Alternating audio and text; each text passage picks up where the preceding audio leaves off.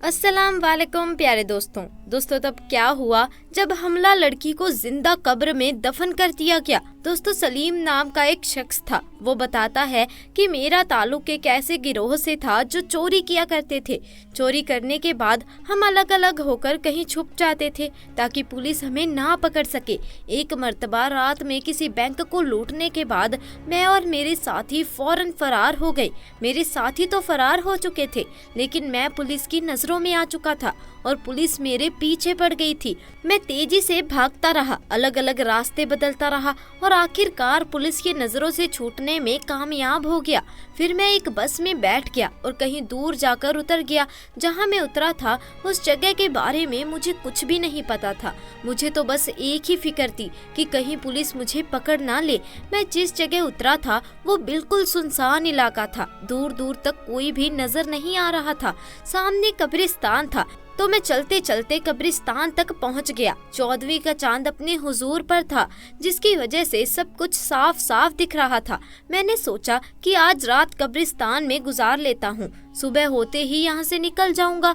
सलीम कहता है मैं बहुत सख्त जान और मजबूत दिल का मालिक था। कभी भी मेरी ऐसी हालत नहीं हुई थी जैसी मेरी हालत उस रात थी। उस रात मैंने फैसला कर लिया कि मैं आइंदा से कोई ऐसा काम नहीं करूंगा जहाँ पर जान के लाले पड़ जाए। मैं बुरा नहीं था, बस बुरे दोस्तों में फंस गया था।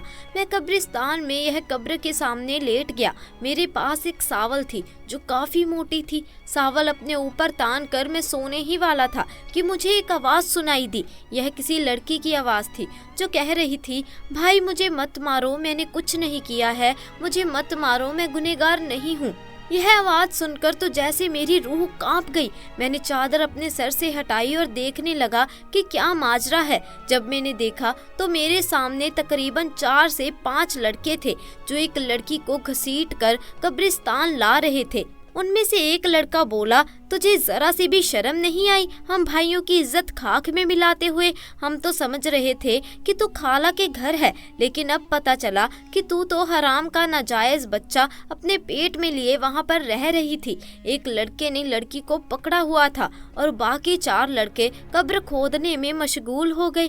कब्र खोदने के बाद उन्होंने लड़की को जिंदा कब्र में फेंक दिया और मिट्टी डालने लगे। यह मंजर देखकर तो मेरे होश ही उड़ गए। मैं हैरान रह गया। उनमें से एक लड़का बोला, जल्दी करो कोई देख लेगा। उन्होंने जल्दी जल्दी लड़की को दफन किया और वहां से चले गए। लड़की को कब्र में जिंदा दफन करने के बाद वह सब वहां से भाग गए थे। मैं एकदम से उठा और उसके पास आया। जल्दबाजी में वह लोग कुदाल वहीं पर फेंक गए थे। मैंने जल्दी से कब्र खोलना शुरू कर दी क्योंकि मैंने देख लिया था कि उसे जिंदा दफन कर दिया गया है। मेरी पूरी कोशिश थी कि मैं उस लड़की को जिंदा निकाल सकूं। जब उस लड़की की आवाज कब्र के अंदर से मुझे सुनाई दी तो मुझे हौसला हुआ कि वो लड़की अभी तक जिंदा है। मैं अपनी पूरी ताकत लगा रहा था कि जल्दी से कब्र खोल सके। मैं कोई नेक इंसान नहीं था, एक आम आदमी था, लेकिन मेरी जगह कोई भी होता तो जिंदा दफन होने वाली लड़की को निकालने की कोशिश जरूर करता। दोस्तों मेरे ख्याल से कोई भी इतना बेजमीन नहीं हो सकता जितना इस लड़की के भाई थे। किसी को जिंदा दफन करना कहाँ की इंसानियत थी। मैं कब्र खोल रहा था और मैंने कब्र में एक सुराख कर दिया ताकि लड़की तक ऑक्सीजन पहुंच सके, लेकिन अचानक ही उस लड़की की चीखें बुलंद हुई। मेरी तो जान ही निकल गई। मुझे लगा वह मर गई। मैंने उसकी आवाज सुनने की काफी कोशिश की। मेरा पूरा जिस्म कांप रहा था। काफी देर तक कोई आवाज नहीं आई थी तो मुझे मायूसी सी होने लगी, लेकिन मेरी हैरत की इंतहा ना रही जब अचानक ही कब्र से एक बच्चे के रोने की आवाज आई। मैं परेशान हो गया कि बच्चे की आवाज कहाँ से आ रही है और कैसे आ रही है। कब्र के अंदर तो लड़की थी, तो फिर यह बच्चा कहाँ से आ गया? पर मैं डरने वालों में से नहीं था, लेकिन उस वक्त मैं बहुत डर गया था। अब मुझे लड़की के कर्राने की आवाज भी सुनाई देने लगी, यानी लड़की जिंदा थी। मैं खौफज़दा तो बहुत था, लेकिन जो भी था मुझे कब्र खोलनी थी और लड़की को बाहर निकालना था। मैंने एक बार फिर से अपने अंदर हिम्मत जमा की, लेकिन जैसे ही कब्र मुकम्मल तौर पर खुली तो मुझे ऐसा लगा जैसे मेरे पैरों तले जमीन सरक गई हो, क्योंकि कब्र में एक पैदा हुआ बच्चा पड़ा था और वह लड़की निढाल थी और कब्र में पड़ी हुई थी। मुझे यह समझने में एक लम्हा भी नहीं लगा कि वह लड़की हमल से थी। और उसने कब्र में बच्चे को जन्म दिया था। मैंने हिम्मत करके उस लड़की को और उसके बच्चे को कब्र से बाहर निकाला। मेरी जो सावल थी उससे मैंने उस लड़की का जिस्म ढक दिया। लड़की की हालत गैर थी और वह तकलीफ में थी और वह बच्चा मुसलसल रोए जा रहा था। मेरी समझ में कुछ भी नहीं आ रहा था कि मैं क्या करूं कि अचानक हाईवे पर मुझे एक वैन आती हुई दिखाई दी। मैं उस बच्चे और माँ को छोड़कर जल्दी से हाईवे की तरफ दौड़ा। मैंने वैन को रोकने का इशारा किया। पता नहीं कैसे, लेकिन इतनी रात में भी वह लोग रुक गए, लेकिन वह डरे हुए थे। मैंने उनसे कहा मेरी बीवी और मैं कब्रिस्तान से गुजर रहे थे कि अचानक कब्रिस्तान में ही मेरी बीवी को दर्द शुरू हो गया और उसकी डिलीवरी हो गई। मैंने उनसे मदद करने के लिए कहा तो वो तस्दीक करने के लिए मेरे साथ आए। तो उस लड़की और बच्चे को देखकर सारा मामला समझ गए और उन्हें मेरी बात पर यकीन हो गया। उनमें से एक शख्स ने कहा इन तीनों को मदद की ज़रूरत है। वैन वालों ने हमारी मदद की और उस लड़की और बच्चे को अस्पताल में ले गए। बैंक से मैंने जो चोरी की थी उसका हिस्सा अपने साथियों से मांगा तो उन्होंने मेरा हिस्सा मुझे दे दिया। मैं लड़की को उस जगह ले गया जहां मैं खुफिया तौर पर रहा करता था। जब उस लड़की की हालत संभल गई तो मैंने उससे सारा मामला पूछा। उसने अपनी कहानी बताना शुरू की और बताया कि मेरा नाम आलिया है और मैं एक लड़की थी।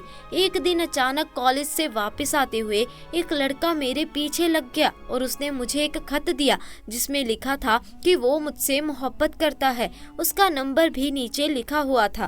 पहले तो मैंने उसे इनकार कर दिया, लेकिन पता नहीं क्यों शैतान ने मुझे शायद बरगला दिया था और इस कमज़ोर लम्हे की जिद में आकर मैंने उसके मोबाइल में कॉल की और यूं हमारा राब्ता हो गया। फिर बात मुलाकात तक पहुंच गई।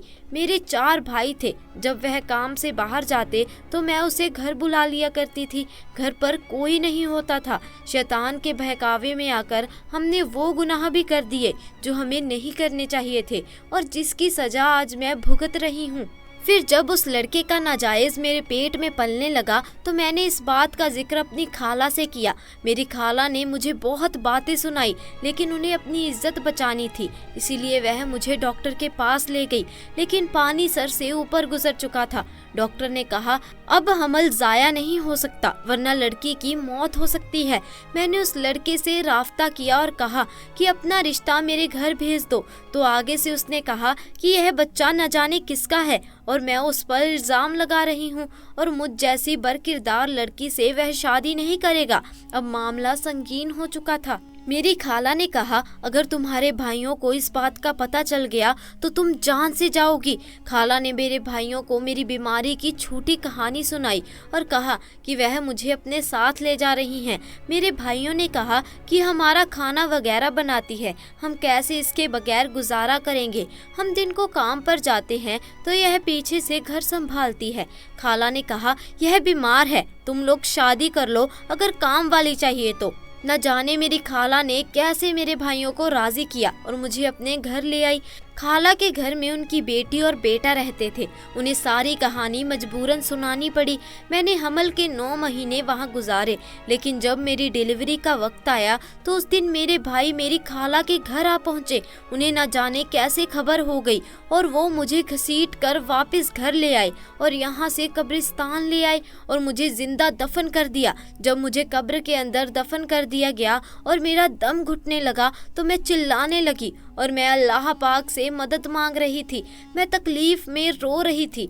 एक तरफ तो मेरा दम घुट रहा था, दूसरी तरफ मुझे हमल का दर्द शुरू हो गया। मैंने सच्चे दिल से तौबा कर ली और कभी कोई गुनाह ना करने का इरादा किया और अल्लाह पाक से दुआ मांगी। मैंने रोज़े रखे, नमाज पढ़ी, तहज्जुद पढ़ी और मैं गुमराह हो गई। यह मेरे रब मुझे आखिरी मौका दे दे, मुझे इस कब्र से निकाल दे।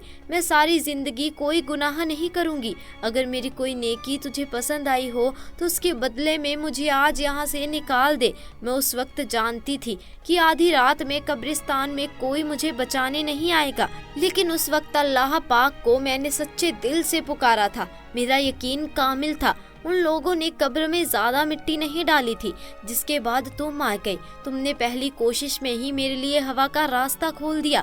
एक पल को तो मुझे लगा कि मेरा भाई वापस आ गया मुझे निकालने के लिए, क्योंकि उनके सिवा कब्रिस्तान में उस वक्त कोई भी नहीं था। लेकिन फिर मेरा दिमाग काम करना बंद कर दिया, क्योंकि बच्चे की पैदाइश का वक्त आ गया था। कितनी अजीब बात है। मैं यह सोचकर हैरान हूँ कि मेरा बच्चा कैसा बच्चा है जिसने अपनी पहली सांसें कब्र के अंदर ली। लोग दुनिया में आते हैं और अपनी आखिरी सांसों को पूरा करने के बाद कब्र में जाते हैं, लेकिन इस बच्चे की जिंदगी की शुरुआत अनोखी थी, जिसने जिंदगी की पहली सांसें कब्र के अंदर ली। मैंने अल्लाह पाक से वादा किया कि मैं कोई गुनाह नहीं करूंगी और अपने तमाम गुनाहों से माफ़ी मांगती हूँ। हम अपने रब को भुला देते हैं, गुनाहों में लग जाते हैं, लेकिन वह हमें नहीं भूलता। मैं तहज़्ज़ुब गुजार लड़की थी, रोज इबादत किया करती थी, लेकिन मैं बहक गई थी और अपने रब को भुला बैठी थी। फिर सलीम कहता है कि आलिया अपनी कहानी सुनाकर फूट फूट कर रोने लगी, तो मैं भी सोच में पड़ गया कि ये तमाम वाक्य मेरे लिए भी बहुत ही बुरा था। मैं भी इस वाक्य का हिस्सा था। उसी वक्त मैंने भी गुनाहों से तौबा कर ली और आलिया से शादी करने का फैसला कर लिया। आलिया से शादी मैंने सिर्फ अल्लाह को राज़ी करने के लिए की थी, ताकि अल्लाह पाक मेरे गुनाहों को माफ़ कर दे। आज मैं इल्म रखने वाला बंदा हूँ। मैंने इस्लाम के बारे में बहुत कुछ जाना है और मेरी बीवी औरतों को दर्श देती है और हम खुशहाल जिंदगी गुजार रहे हैं। आज महसूस होता है कि जिंदगी में हर तरफ नूर ही नूर आ गया है। दोस्तों, उम्मीद है आपको वाक्य पसंद आया होगा। अगर वाक्य पसंद आया तो चैनल को सब्सक्राइब ज़रूर कर लीजिए। इंशाअल्लाह मुलाकात होगी ऐसे ही नए और दिलचस्प वाक्य के साथ। तब तक के लिए खुदा हाफिज़।